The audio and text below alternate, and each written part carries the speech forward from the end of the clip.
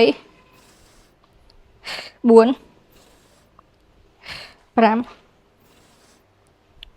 6 7 8 4 10 11 12 ពួកបងប្អូនចុកសាហាវចាចឹងលំហាត់ទាំងប្រមាណដែលលេខធ្វើនៅក្នុងថ្ងៃនេះពេលដែលបងប្អូនអនុវត្តជួយទៅលើទាំងផ្លូវហើយជួយទៅលើទាំងគូតតិកបើយើងមូលខ្លំទៀតបងប្អូនចាអញ្ចឹងយើងចាប់ជាមួយនៅលំហាត់ទី2ហើយតែតើតន់ទៅលើតិកជាមួយនឹងផ្លូវក្រោយអញ្ចឹងសូមចូលដល់ជាមួយនឹងលំហាត់ទី3បងប្អូនចាលំហាត់ទី3គឺតើតន់ទៅលើការហាត់ជាមួយនឹងផ្លូវខាងក្នុងតើបងប្អូនចាចឹងសម្រាប់ផ្លូវក្នុងគឺខ្ញុំអត់ប្រើខ្សែទេតោះគឺយើងទៅម្ដងម្ខាងដែរបងប្អូនចា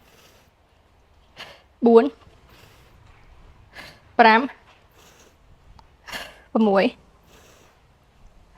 7 8 4 10 11 12 xong bắt đầu khang bắt đầu tao 1 2 3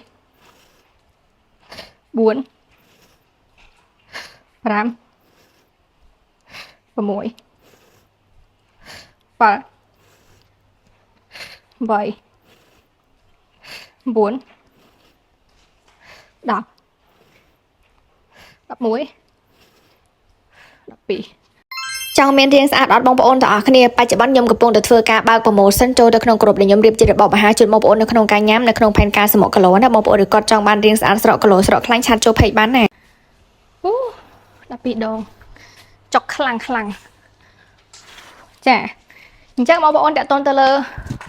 4ក្បាច់មិញនេះអូនលេងអនុវត្តនៅក្នុងមួយជុំគឺមួយក្បាច់ជូនបងប្អូនអញ្ចឹងពេលដែលបងប្អូនទៅមានថាមួយក្បាច់មួយជុំ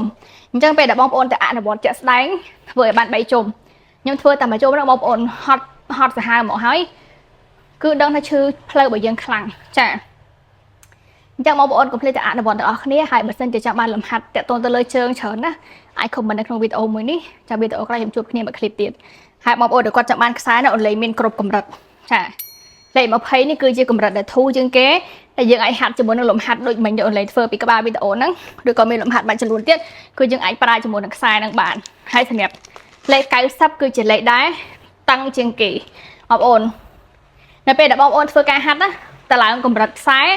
ទៅកាន់តែធ្ងន់ធ្វើឲ្យទីការដាក់បន្ទុកទៅលើស៊ីដុំរបស់យើងគឺកាន់តែល្អអញ្ចឹងធ្វើឲ្យមានការរីកប៉ោងទៅលើស៊ីដុំរបស់យើងធំជាងមុនគឺកាន់តែលឿនអញ្ចឹងបងប្អូនកុំនៅហាត់កម្រិតដែលស្រាលណាទៅលើខ្សែកម្រិតស្រាលគឺយើងយកទៅអនុវត្តលំហាត់មួយចំនួនទេចាហើយទៅលើខ្សែកម្រិតធ្ងន់បើសិនបងប្អូនបដោតទៅលើតាគៀកផតាគៀកអីហ្នឹងប្រើខ្សែកម្រិតកាន់តែធ្ងន់គឺកាន់តែល្អកាន់តែចូលណាចាអញ្ចឹងបងប្អូនខ្សែគឺមានរហូតដល់ទៅ4កម្រិតឯណោះចា